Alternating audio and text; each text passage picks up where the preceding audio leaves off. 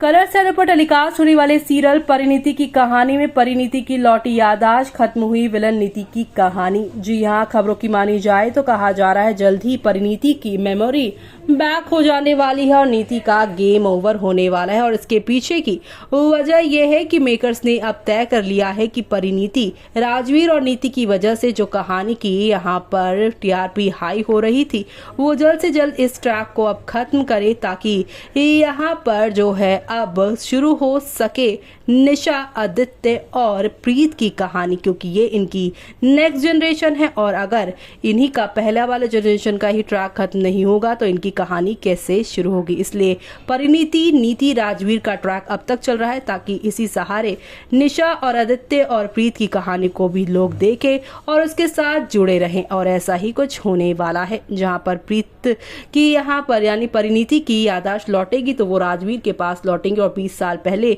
नीति ने क्या क्या किया था परिणीति और राजवीर को अलग करने के लिए, वो सारी बातें वो बताएंगे। बात जानने के बाद अब यहाँ पर नीति का 20 साल का जो सच है वो भी प्रीति के सामने आएगा।